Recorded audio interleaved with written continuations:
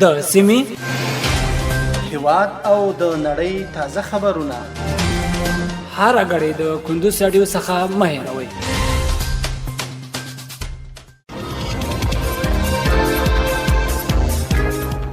د کندوز رادیو قدرمنو اوریدونکو په سلامونو نیکی هیله مو هرکلی کوم. پام راړم د کندوز رادیو د دې ساعت مهم او وروستۍ خبرونه ته. نن چهارشنبه د لړمې عقرب 14مه نیټه ده چې د 2023 کال د نومبر ل 8مې نیټې سره سمون لري. روانه خبري کړي درته زه عبدالجلیل احساس وړاندې کوم، خو په پیل کې هم د څو مهمو خبرونو سره ټکي. له میدان وردګ څخه تر هرات پورې د نوري فایبر د غځولې پروژې چارې پیل شوې. په افغانستان کې د برېښنا انرژۍ د تولید پر منابعو او پانګونې په اړه خبرې وشوې. هرات کې د یو سړک د پخولو چارې پیل شوې. او د امریکا ټاکنې میلیونونه امریکایان به نن رایه ورکړي. اوس هم بشپړ خبرونه. له میدان وردګ څخه تر هرات پورې د نوري فایبر د غځولو پروژې چارې پیل شوې. د مخابراتو او معلوماتو تکنالوژي وزارت له میدان وردګ څخه تر هرات پورې د نوري فایبر د غځولو پروژې چارو د پیل کېدو خبر ورکړی دی. د یاد وزارت په خبره شوی خبرپاڼه کې ویل شوی چې د هیواد د نوري فایبر حلقوي رنګ د بشپړولو په موخه له مرکز میدان ښار څخه تر هرات پورې د نوري فایبر د غځولو پروژې چارې پیل شوې. دغه پروژه 200 کیلومتره اوږدوالی لري چې 248 میلیون افغانیو په ارزښت به په ټاکل شوې موده کې بشپړ او ګټې اخیستنې ته وسپارل شي.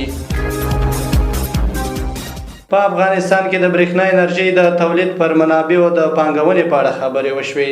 د افغانستان برېښنا شرکت عمومي اجرایوي رئیس ډاکټر عبدالباري عمر په کابل کې د چین د سفیر شاوشینګ سره په کتنه کې افغانستان کې د برېښنا انرژۍ د تولید پر منابعو د پانګونې په اړه خبرې کړې دي. د افغانستان برېښنا شرکت په خبره شوی خبرپاڼه کې راغلي چې په دې کتنه کې د افغانستان برېښنا شرکت رئیس د برېښنا انرژۍ د تولید په برخه کې د شته فرصتونو په اړه معلومات ورکړي او په دې برخه کې د هر راز همکاري ډاډ ورکړی دی.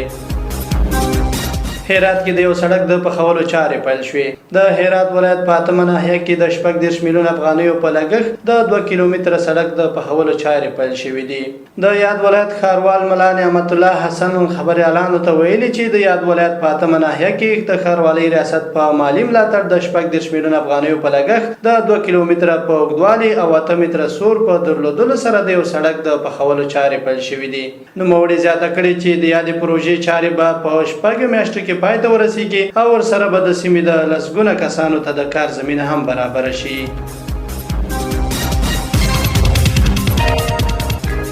او وروستۍ خبر دا چې د امریکا ټاکنې میلیونونه امریکایان به نن رایه ورکړي.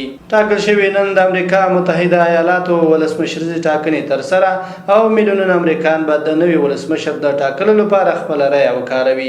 دغه ټاکنو کې 6 تنه نمایندان ولسمشرۍ ته د رسېدو هڅه کوي چې ډونالډ ټرمپ او کمیلا هریس ډېر مخکښ بلل کېږي او د دوی دواړو له منځه به یو د ولسمشر په توګه ټاکل کېږي. د رسنیو د راپورونو له مخې امریکا 230 میلیونه خلک د رای ورکولو په شرایط برابر دي چې له ډلې 180 میلیونه د رای ورکولو لپاره نوملیکنه کړي او د نوي ولسمشر په ټاکلو کې به ونډه واخلي.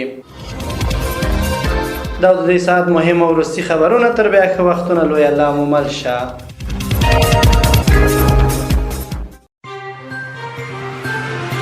د سیمې هیواد او د نړۍ تازه خبرونه هر غړي د کندوز رادیو څخه مه هېروئ.